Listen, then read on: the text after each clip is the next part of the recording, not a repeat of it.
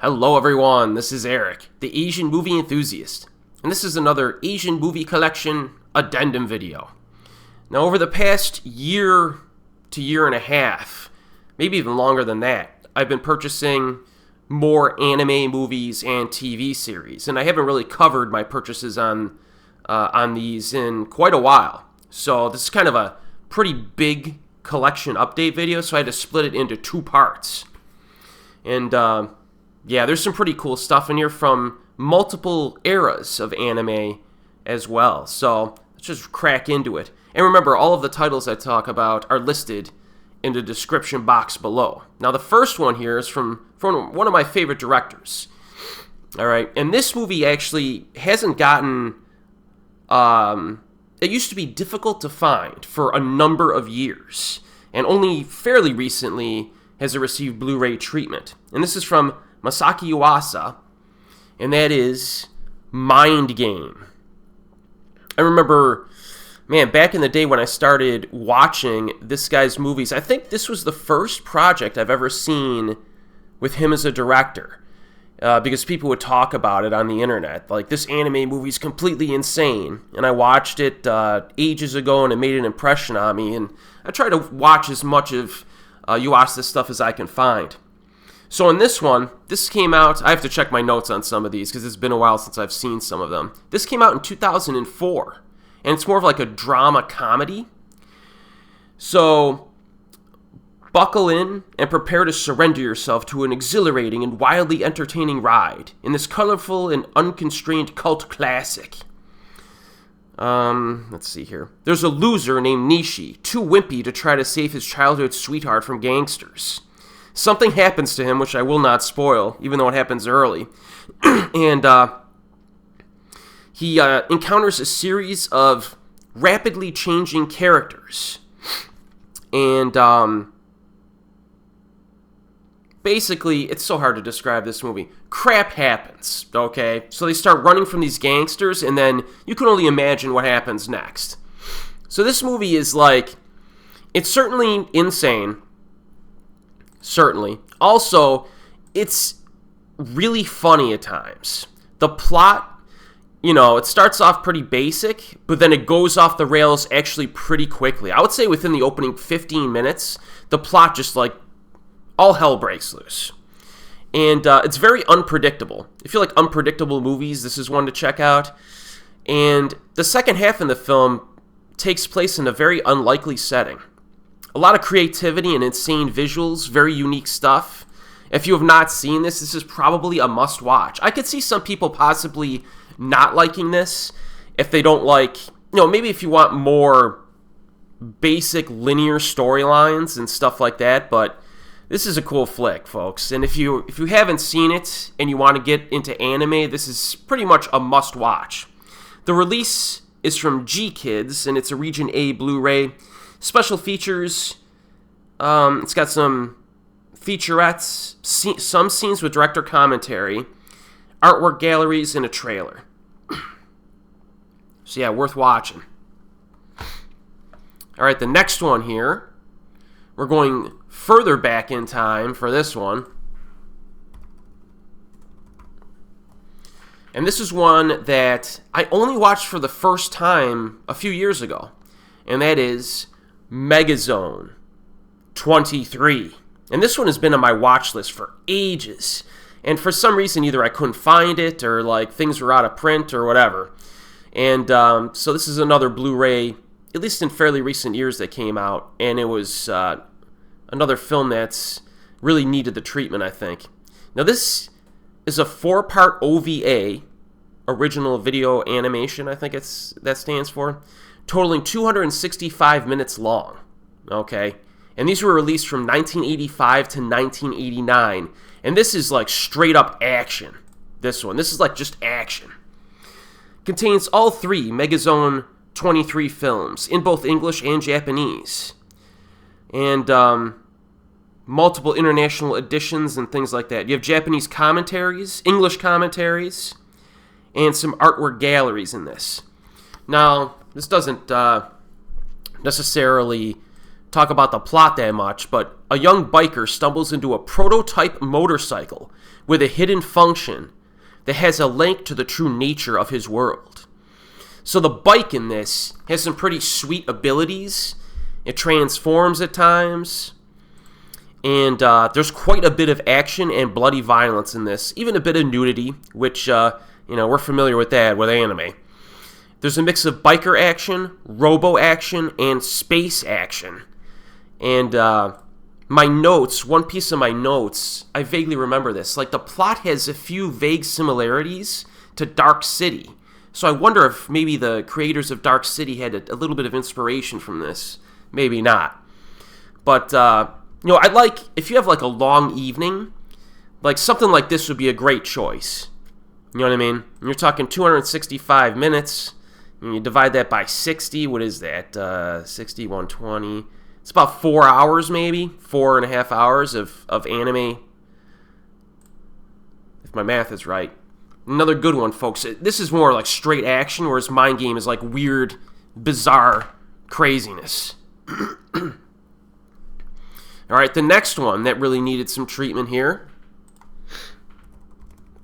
We're staying back in time here. We're going back to the late 80s, early 90s, and this is another action project. Angel Cop. Quite a striking reflection there too. Let me take it out of its reflection slipcase here. Yeah, there you go. Now this is basically about an elite security unit that battles terrorists who target Japanese cities. Meanwhile, a group of mysterious killers with violent telekinetic powers go on a rampage. So this one has more graphic, bloody violence to enjoy, including exploding bodies, and the villain is a tough cookie. And as an added bonus, the English dub is pretty hilarious because it has quite a bit of swearing in it. And this consists of 6 OVAs that are 22 to 31 minutes each. So you're talking about 3 total hours of content here. So again, late 80s, early 90s anime goodness in this one. And this was a pretty nice case in this one, enough to showcase it.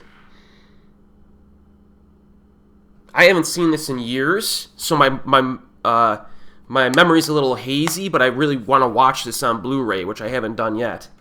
I had to go off my notes there. But yeah, if you this is another one where it's like even more inappropriate, I would say, compared to the first 2 that we talked about. And I can't tell who released a few of these. Oh, this one's Discotheque. And special features doesn't seem to be too many. That's okay though. Yeah, so if you're in the mood for like something a little bit more inappropriate, this is a good one. I really like these old school anime films and OVAs that were like set in urban locales and had graphic violence. It's like really up my alley. It really is. The next title. Let's see if I can find my notes here. Ooh, this must be... I must have upgraded my rating on this next one. Let's see. I did. Another one from the 80s coming up, folks. Another one from the 80s. And this is another one that I saw only fairly recently, during the past few years. And that's Arion Collector's Edition. Now, this one was released in 1986, and this is more of a fantasy action flick. So we're getting a little bit of variety here. Arion must fight against Zeus with the help of a thief, a giant, and others. Good quality film, effective epic storytelling. Characters can die rather easily, which does add a sense of danger. Animation is nice with a dark fantasy vibe. So if you want more of that dark fantasy vibe mixed in, this is one to check out. Action is very neat. One of the better scenes involves a flying beast with protagonist passengers who are battling something in the air. I won't spoil it. And the final half hour is very good. A bit of nudity in this as well. I mean, this is what we expect. And it's also sufficiently violent. So this has, like, in terms of, like, overall stuff, this could, of the ones we've talked about so far, this is arguably a personal favorite. And it's due for a rewatch because I watched it for the first time just a year or two ago. Sometimes I need to watch these things twice to kind of digest them. Now, this was another Discotek release. I think all of these are Region A Blu-rays from what I've seen so far. And special features, the making of, a promo video, teaser and trailer, and art galleries. So the special features on some of these aren't really that stacked. There's just some intriguing stuff that they'll toss in for you. But I find that these older anime, when they're put on Blu-ray, pop pretty nicely visually. So, yeah, this is definitely one to check out. Again, almost all of these I'm going to give pretty strong recommendations for. You know what I mean? And this one's like a crowd pleaser. So definitely check it out if you haven't. The length of this is about 2 hours, it says on this. All right, the next one.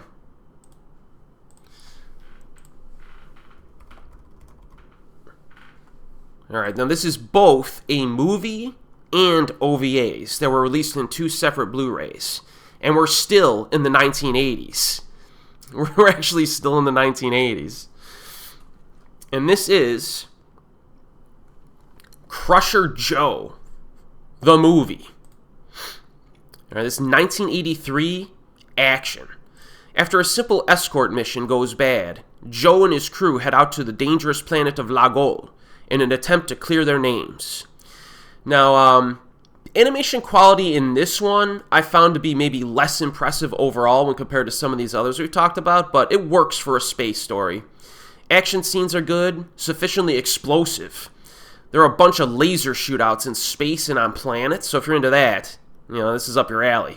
There's some slight nudity, no surprise, and some disco dance scenes that are pretty groovy. Yeah, this one's pretty cool. This is the Discotek Region A release again. Yeah, more of a, I don't know if I would call it basic or not, but it's just like another pretty solid, entertaining vehicle here.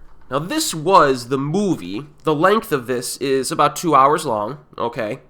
Now, the special features on this, not a whole lot. Not a whole lot. But they also released the complete OVA series. Now, the OVA series was released 6 years after, in 1989, okay? So apparently it was popular enough to keep following up. And Joe returns in these 2 OVAs with a total runtime of about 2 hours. You have the Ice Prison and the Final Weapon Ash are the names of them. And the action scenes in this are good, sufficiently explosive. Bunch of laser shootouts in space and on planets. And I felt like the animation quality got a little bit of an upgrade in the OVAs. So, yeah, so you could basically have 4 hours of entertainment between both of these. So if you like space, action, and lasers and stuff, anime style, definitely worthy of checking this out. And, yeah. There's the back of that one there. Covering quite a bit of, like, space and fantasy stuff so far. But we're about to mix it up, though. Big time. Alright, so gotta love the old school anime stuff. And I watch it more and more and more. And I seem to rewatch a lot of it as well. Now, the next one is completely insane. And it's been a while since I've seen it. In fact, maybe I'll rewatch it again tonight. This is just a completely insane film. And it's more recent. 2013. Okay, 2013. And I covered the anime series years ago. I don't know if it was a separate review, but it must have been a collection video. And that is Puella, Magi, Madoka, Magica. Now, this is specifically the movie Part 3, Rebellion.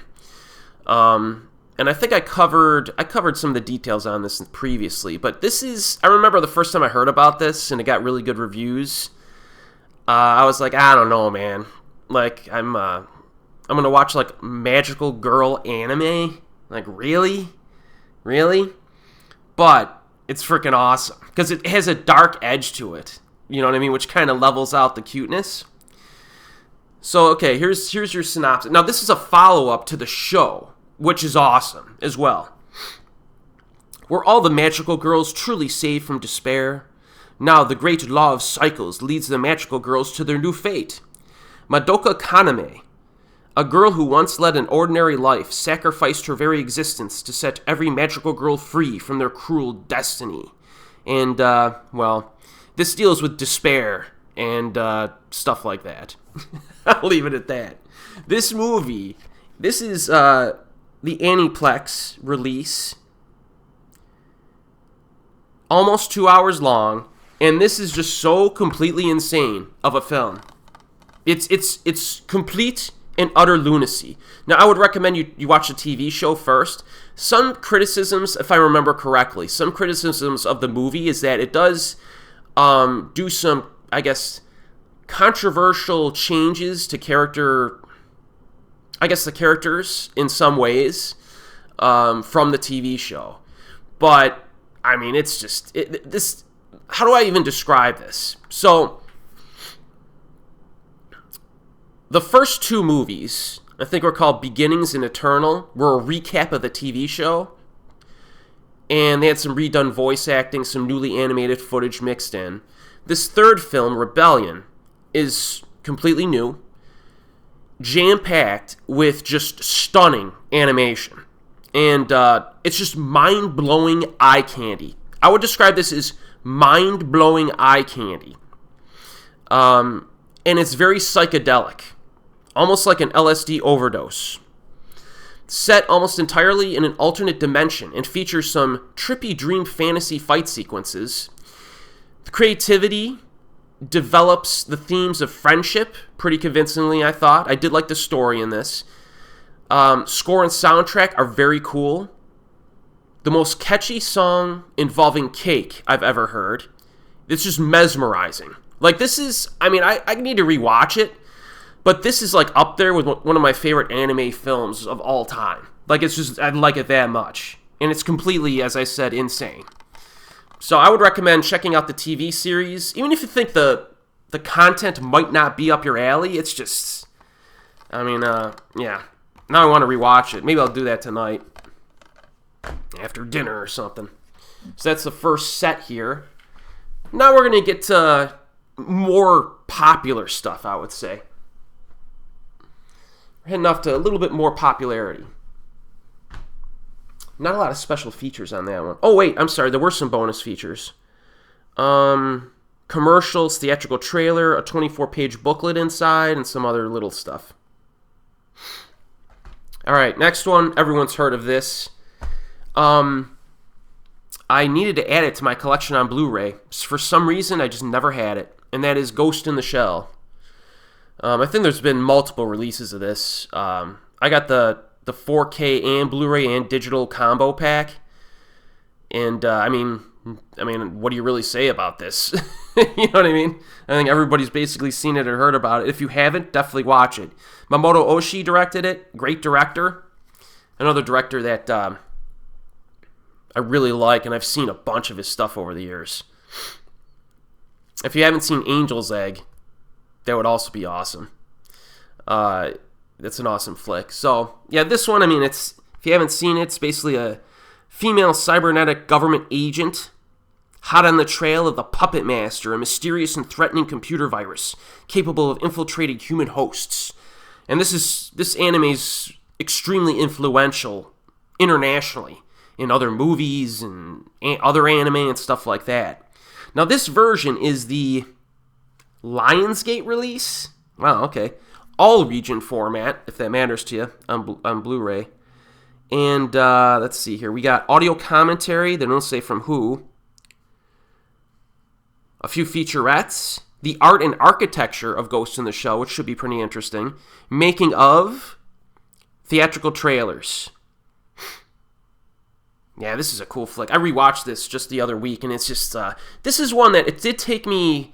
Back in the day, it took me a few viewings to warm up to it. So if you're newer to anime and you're checking this out because it's considered one of the best, you got to be, I don't know what to tell you. It's really good, but it might, it's very artistic. I'll say that much. Yeah, sweet flick. I like the sequel as much as this. Again, we're going back again. Now, Ghost in the Shell was released, I think, in the mid-90s, right? Something like that, originally. We're going back to the 80s again, I believe. This has got to be an 80s one. Yes, 1985, folks, and this is another fantasy horror action anime. So, like, the Ghost in the Shell was like cyberpunk action drama. This one's like old school horror action. Vampire Hunter D, son. Vampire Hunter D. In a future ruled by the supernatural, a young girl requests the help of a vampire hunter to kill the vampire that has bitten her and thus prevent her from becoming a vampire herself. Now, this has a ton of otherworldly mood and horrific artistry. Scoring and the sound design are fantastic. The action's entertaining, lots of creative monsters. And with these Vampire Hunter D movies, there's this and Bloodlust at least. I'm not sure if they made any more. But for both of them, I've always preferred the Japanese voice acting over the English voice act. And it's not even close. It's not even close. And I've heard that they actually recorded them at the same time for one or both of these movies. But, yeah, this movie's awesome. If you like gothic horror type stuff mixed in with action, I mean, this is just an absolute must-watch. And again, because it's such an old anime, it pops really nicely on Blu-ray. Now, this was the Toho Sentai release. It includes trailers as your special features, but you're watching this for the movie. Great flick. I watch this actually quite often. I watch both Vampire Hunter D movies about once a year, which is a lot for me because I watch so many movies. So yeah, definitely check it out. The sequel is awesome too, and the sequel was released, I think, in like the early 2000s. And I have that one already on Blu-ray, I believe. Oh no, maybe I don't. Maybe I don't because I really don't like the English dub on Bloodlust. I hate it. So I haven't gotten, I don't think, the legit Blu-ray releases for those, just because they only come with the English dub and not the Japanese dub. So I have like a old like bootleg DVD that I watch of Bloodlust, just because I like the Japanese voice acting more. So if you happen to know a release of Bloodlust that actually has the Japanese dub on it, let me know in the comments. Another story, anime story for you. Anime was kind of hit or miss for me when I first started getting into it. And we're talking now about 20 years ago, which isn't that long ago when you think about it, early to mid 2000s. But it was kind of hit or miss for me. And I remember there was 2 days in the middle of summer where it was so hot out, I just wanted to stay inside. So I made a quick trip to Best Buy, I think it was. It may have been Best Buy. And they had a little DVD section, and I bought 2 anime series that I knocked out in consecutive days. And those 2 days are when I finally felt like I became a fan of anime. And the first one of those, Cowboy Bebop, the complete series. So I was in, Best Buy or wherever, and I was looking for something, and I saw the series available, the entire show. And I'm like, oh, well, I've heard tons of stuff about this. I'll check it out. And I watched the whole thing in one day, which is a long time investment, folks. It was just a really great experience. And, yeah, it definitely helped turn the tide for me and become an anime fan, as you could say.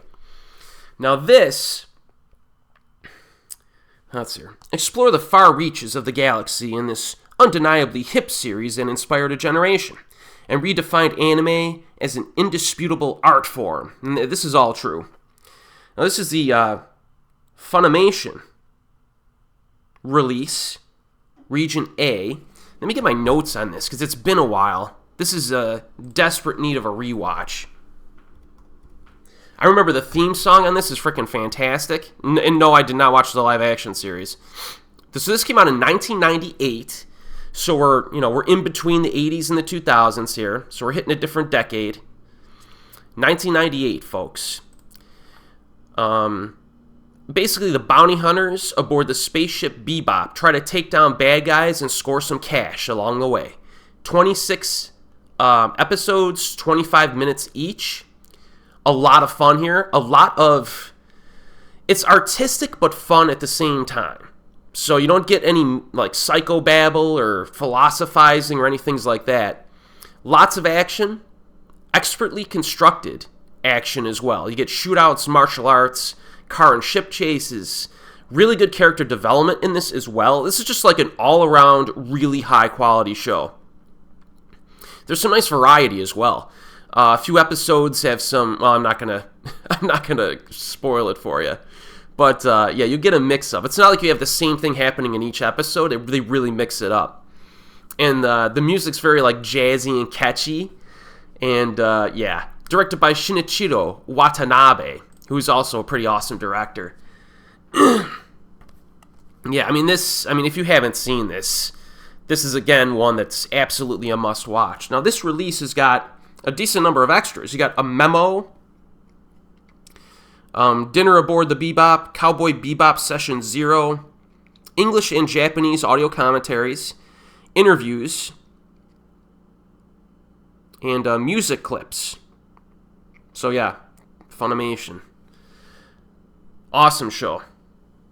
And then, of course, they followed it up with the movie. Now, this looks like it's a UK release based on the packaging here. Is this a Region B release? Yeah, it is. The Region B release, for some reason, I got for Cowboy Bebop the movie on Blu-ray. You can always tell when it's like a UK release when you get that little, I guess, age designation in the bottom corner there. So yeah, great follow-up to the show. The movie's really good, too. And, yeah, classic characters. Again, highly influential show. I mean, and movie.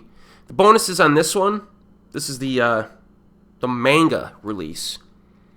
Got behind-the-scenes, storyboard comparisons, conceptual art galleries, and a trailer. The movie runs about 2 hours long. Yeah, I gotta find time to rewatch these, because, you know, they're classics. And another classic, folks. This is the second anime show that I watched in consecutive days. So I watched Cowboy Bebop in one day. And then the next day it was still scorching hot out. I'm like, screw it. I'm staying inside. And I watched Samurai Champloo on the second day. And like after that 2-day period, I'm like, yeah, anime is pretty awesome. Now this, Mugen, is a reckless sword slinger with a style that's more b-boy than Shaolin. He got a nasty streak that makes people want to stick a knife in his throat. Then there's Jin, a deadbeat Ronin who speaks softly but carries a big blade. He runs game, old school style, but he can make your blood spray with the quickness. This is a great plot synopsis. Who released this, who released Funimation? Whoever wrote this was in the zone, I guess. But yeah, it's samurai era stuff, and very hip samurai era. It's like samurai era with an attitude and a modern vibe. And this was in the 2000s this came out. So you get this modern vibe, samurai era thing, and just like Cowboy Bebop, same director, right? I'm pretty sure same director, Watanabe, did this as well. And so you get some episodes that go off the wall, crazy. You know what I mean? Which helps to really mix it up. And you get great character development again. And some cool action in there as well. So yeah, it's I like this, I think, even more than Cowboy Bebop. I don't know if that's a controversial opinion or not, but when I rewatch both of them, I'll definitely have to make that determination. Extras on this one: promo videos, teaser trailers, conceptual art, galleries, and then opening and closing songs and trailers. Watch it, please. It's freaking amazing. And then finally, brand new, we're in the 2020s now, well, and 2010s, I guess. And again, it's a show that, like, it just finished strong. It's the last one of the video. And this show kind of surprised me. Like, the first episode locked me in immediately. And I'm like, I don't know, is this show really going to be worth the hype? And yes it is. Attack on Titan. And I'm just showing you the final chapter Blu-rays. I have the Blu-rays for the entire show at this point. And I somehow avoided spoilers while waiting for the Blu-ray to come out. Because usually it takes them like 6 months to a year for the Blu-ray set to come out. And, yeah. So I waited. I didn't even watch it online because I had other stuff going on. But just this show is just, it's unbelievable. I think it actually is worth all of the hype. I can't even read the plot synopsis from the back of it. But basically it's, it's set in an era where you have a bunch of people that live in this huge, it almost seems like medieval technology at first, this huge, like, city, walled off city, and there's just, like, barren wasteland outside, and the city gets attacked by these huge, like, titans, which are, like, gigantic monsters, almost like kaiju, kind of, but they're humanoid form, and then you get the people trying to survive, and that's how the show starts. But it expands itself into so many areas, and the story and the character development are great. I mean, one aspect, though, is that because this show came out and it took like over 10 years from start to finish, it's best to watch it, I think, in one big streak. Because there would be times where I would watch season 1, and then season 2 wouldn't come out for like a year or whatever, or 2, and you kind of forget some of the details and catch up again.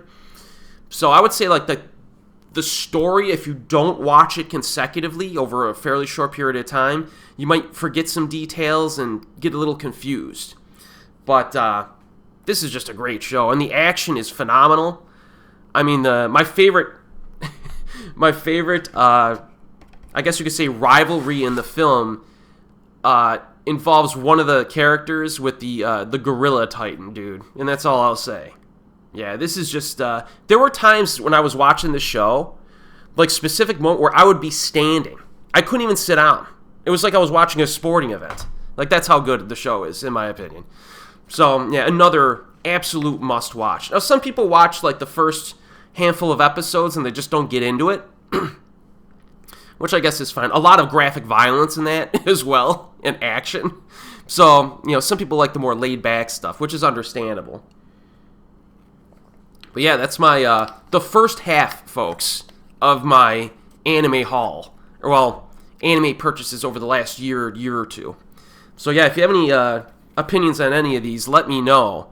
Pretty nice variety here, and all of them are pretty much worth watching, I would say. I basically strongly recommend all of these. Just depends on what you're feeling like. And as always, folks, I'll see you next time.